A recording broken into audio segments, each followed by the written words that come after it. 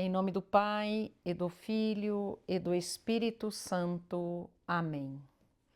Vinde, Espírito Santo, vinde pela poderosa intercessão do Imaculado Coração de Maria, vossa amadíssima esposa. Meditação da história da Sagrada Paixão, segundo Luís de la Palma. Capítulo 23. Pilatos apresenta o Salvador ao povo e os judeus pedem a sua morte. Conforme dissemos, Jesus Cristo, nosso Senhor, foi coroado de espinhos no átrio do pretório, um pátio grande da casa do governador, onde geralmente ficavam os guardas ou a corte ou companhia de soldados romanos. Nesse pátio havia uma porta grande por onde o governador saía de sua casa e entrava no pretório para ouvir os casos e pronunciar as sentenças.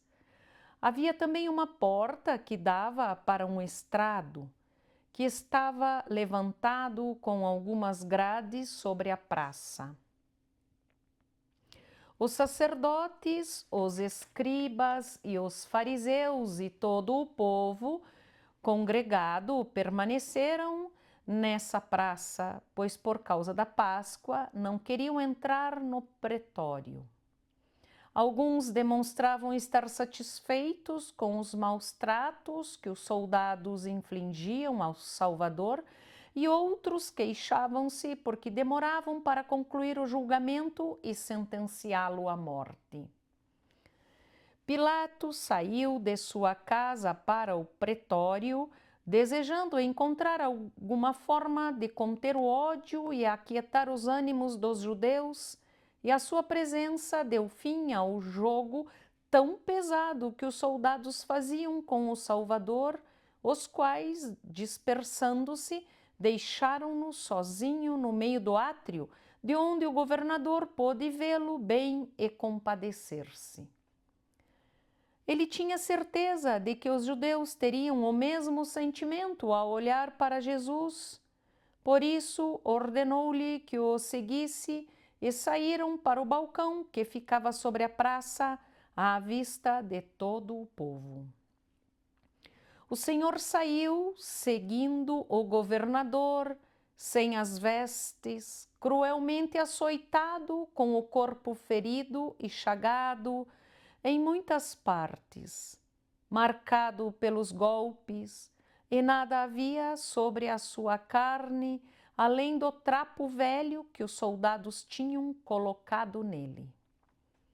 Trazia também a coroa de espinhos, e embora os evangelistas não mencionem, acredita-se que estava com as mãos desatadas e segurava o cetro, que, assim como a coroa, era motivo de afronta e zombaria, como se ele fosse um falso rei. Provavelmente ele estava com os olhos cheios d'água e de sangue que escorria de sua cabeça. O rosto pálido, sem cor, ensanguentado e repugnante, pois tinham cuspido em sua face. As suas pernas tremiam mais por causa da fraqueza do que por causa do frio. E todo o seu corpo estava humilhado e curvado sob o peso das ofensas e das dores.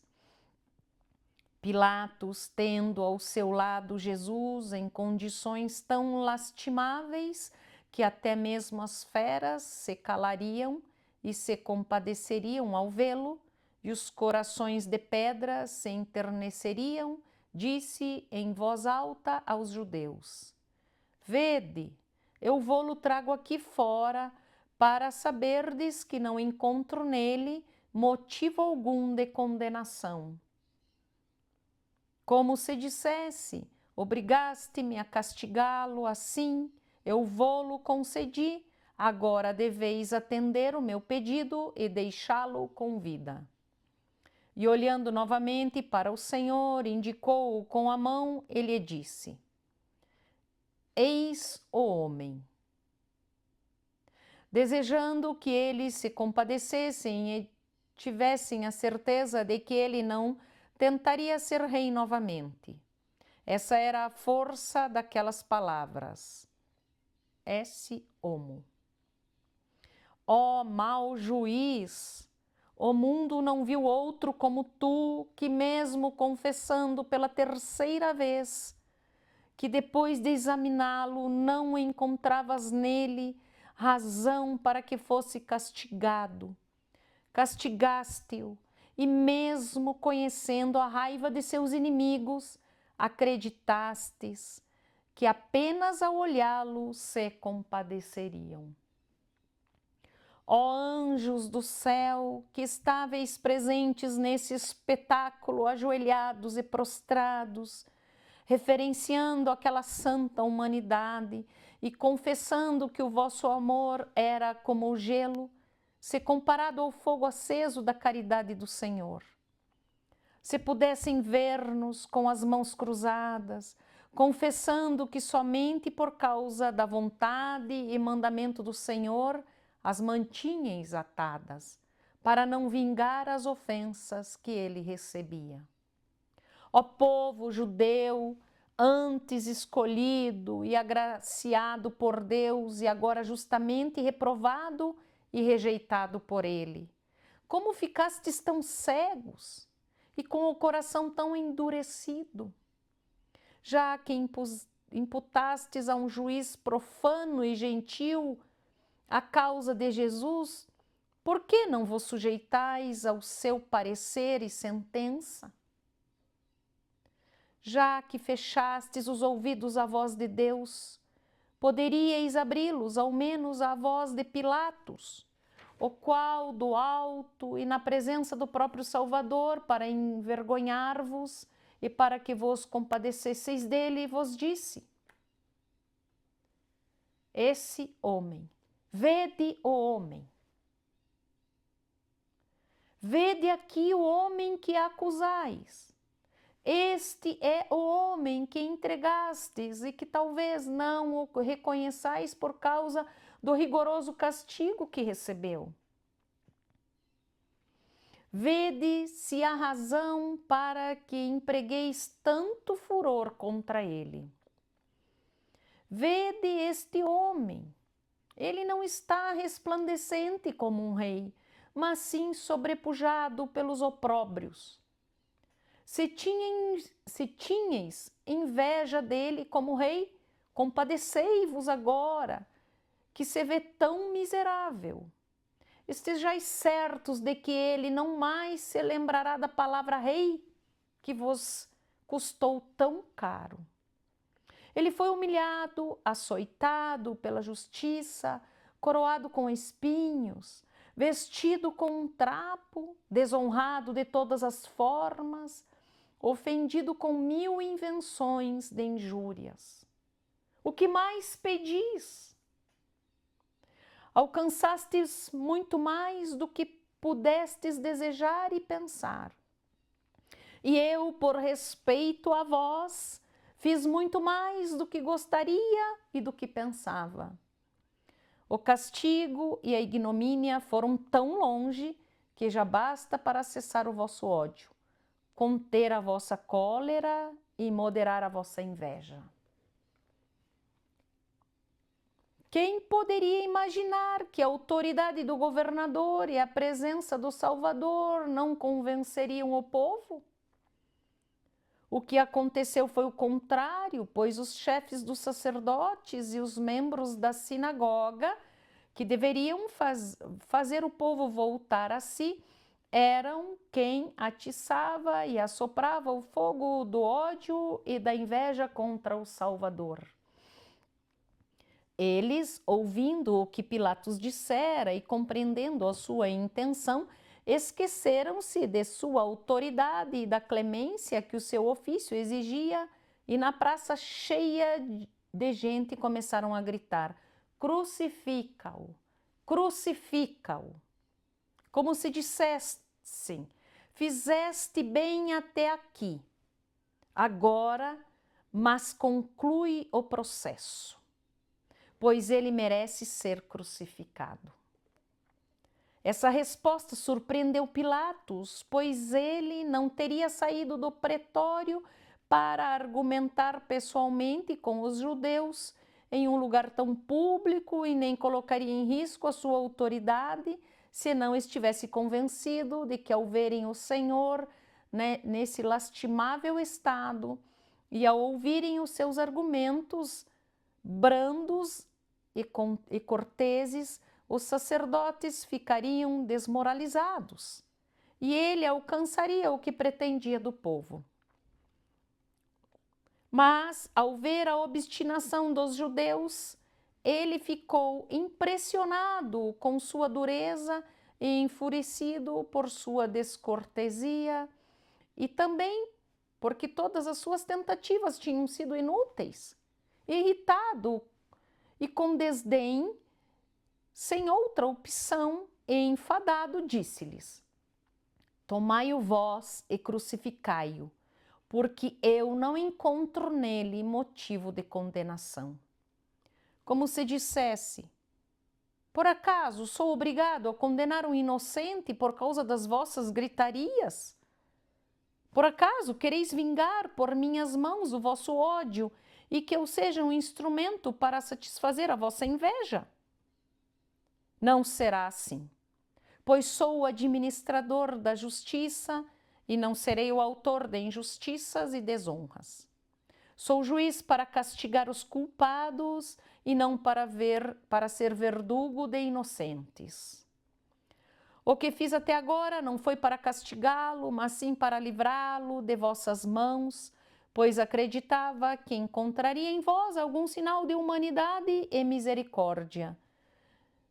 Se condescendesse em parte aos vossos desejos. Mas se insistis tanto, nada mais tenho a tratar convosco, pois nem a razão consente, nem a justiça pode aceitar que alguém seja condenado sem causa. Eu não encontro nesse homem motivo para fazer o que quereis, nem mesmo para o que já foi feito.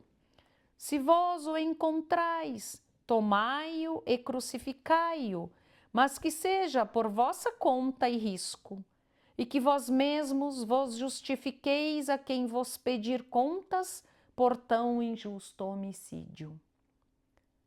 Os chefes dos sacerdotes, ao ouvirem a resposta do governador, compreenderam que as palavras crucificai-o vós mesmos, mais do que uma licença, significavam que Pilatos não queria ter parte em algo tão injusto e que não duvidava que eles fossem capazes de executar aquilo que pediam com tanta paixão, atrevimento e despudor.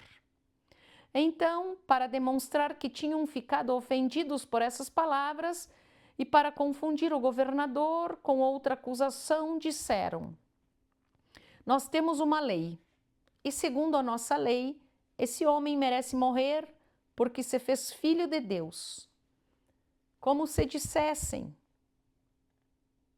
tu, Pilatos, afirmaste tantas vezes que esse homem é inocente e que não queres e nem vos atreves a crucificá-lo, mas nos dizes que o crucifiquemos nós mesmos, como se nós fôssemos homens sem lei e sem Deus. Mas nós temos lei e a lei dada pelo verdadeiro Deus. Se, segundo a tua lei, não encontraste motivo de condenação neste homem, é porque vós adorais muitos deuses e pensais que eles têm filhos e não acham errado que os homens se façam filhos de deuses. Mas, conforme a nossa santa lei, que conhece apenas um verdadeiro Deus, este homem blasfemou e merece a morte, porque se fez filho natural de Deus. Ó cega obstinação e vã presunção dos judeus que se vangloriavam de terem recebido a lei das mãos de Deus e queriam demonstrar que eram fiéis observadores dela. Bem se vê como a guardavam. não entravam no pretório durante a Páscoa e para não se contaminarem, e eram muito zelosos com o dízimo da hortelã e do cominho, mas conforme o próprio Senhor lhes repreendera, esqueciam-se do que era mais importante e tinha mais peso na lei, a justiça e a misericórdia. Eles estavam tão longe da misericórdia que, mesmo sendo sacerdotes, não a praticavam, enquanto um juiz gentil a teve. E eram tão injustos que anularam pontos importantes do processo, passando por cima das leis da justiça, e mudaram a acusação conforme lhes convinha para alcançarem os seus objetivos. Primeiro, acusaram o Senhor de querer fazer-se rei e de incitar o povo a não pagar os tributos a César. E como o governador não encontrou provas e nenhum fundamento desse delito, fizeram uma nova acusação, menos compreensível para o governador, mas mais perturbadora. Disseram que ele se fazia filho de Deus. E para tornar tudo ainda mais confuso, expuseram as leis dos judeus, que Pilatos não conhecia e nem tinha a obrigação de conhecer, dizendo: nós temos uma lei, e segundo a nossa lei, ele deve morrer. Mas que leis são essas que alegam esses sapientíssimos doutores e advogados da justiça e da maldade? Que lei é essa que condena à morte aquele que se fizer filho de Deus?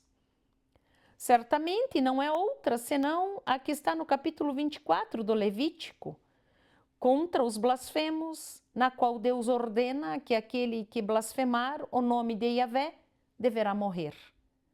Essa gente considerava uma grande blasfêmia que o Salvador dissesse ser Deus ou o Filho de Deus.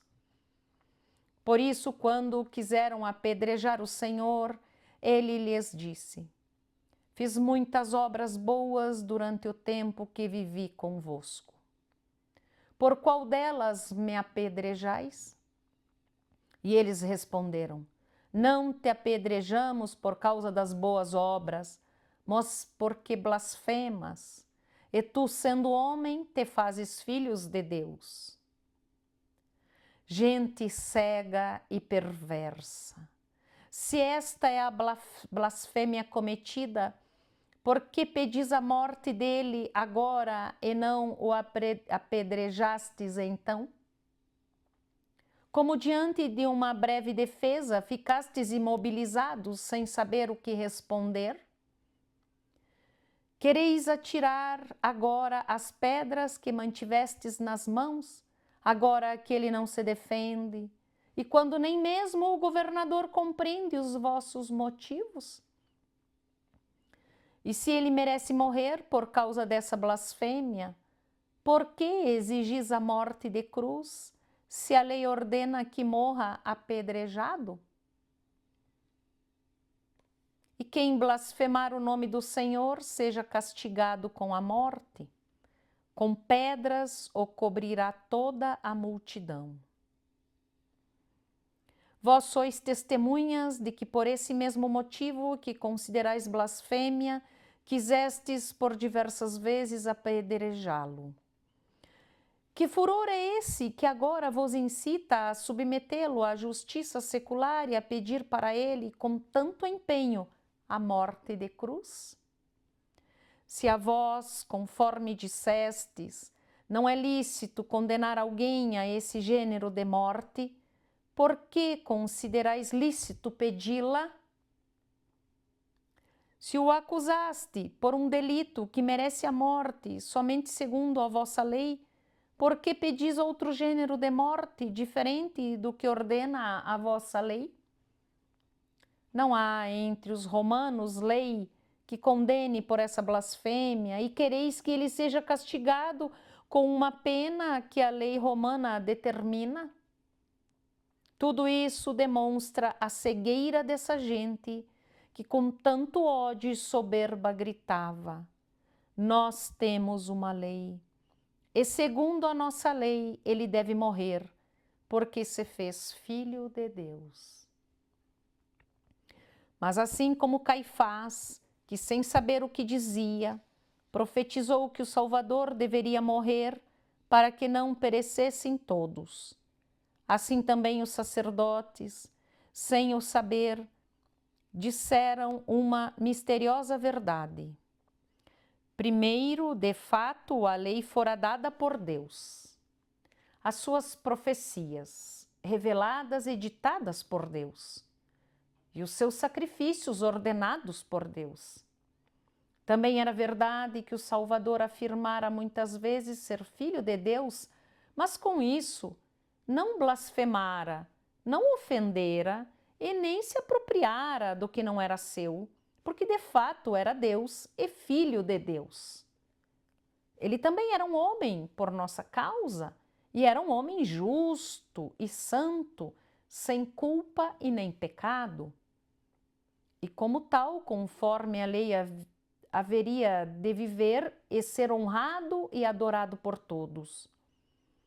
Somente conforme a lei dos judeus, ele deveria morrer, pois assim estava escrito e representado em todos os sacrifícios e profecias. A lei não aclamava outra coisa senão o Filho de Deus, feito homem, que haveria de morrer, e não com qualquer morte, mas morte de cruz, por obediência ao seu Pai e pela salvação do mundo. Por isso, o próprio Senhor dissera sobre a sua morte: assim como Moisés levantou uma serpente de bronze no deserto, para que ao olhar para ela ficassem curados os que tinham sido mordidos por serpentes venenosas, convinha que fosse levantado na cruz o Filho da Virgem, para que fossem salvos os que olhassem para ele com fé e caridade. Não foi em vão que Pilatos apresentou Jesus ao povo. Embora o povo não tenha sentido compaixão, muitos foram curados das picadas das serpentes venenosas, ou seja, dos pecados, ao vê-lo e olharam para as obras do Senhor com tanta compaixão que foram açoitados, coroados com espinhos e crucificados no coração com ele. Olhemos todos para esse homem, o qual tantos reis, patriarcas e profetas desejaram ver. Olhemos para esse homem para ouvir as suas palavras, porque ele é o Mestre que o Pai Eterno nos enviou. Olhemos para este homem para imitar a sua vida e seguir os seus passos, pois não há outro caminho para sermos salvos senão por ele. Olhemos para esse homem para nos compadecermos dele, pois sofreu o suficiente para despertar a compaixão daqueles que lhe queriam mal. Olhemos para este homem para chorar e fazer penitência, pois ele sofreu por causa dos nossos pecados. Olhemos para esse homem, pois não escapará da morte eterna quem não o olhar, porque ele é a serpente de bronze levantada no deserto para que aqueles que o olharem não pereçam. Olhemos para este rosto, para o rosto desse homem, meditando sempre nele e pautando a nossa vida por ele, para que nele, como em um espelho, vejamos as nossas faltas. E sabendo o que nos degrada, recolhamos as lágrimas e o sangue que correm por seu formoso rosto, e limpemos com sofrimento as nossas manchas. E assim ficaremos limpos e formosos em sua divina presença. Em nome do Pai, e do Filho, e do Espírito Santo. Amém.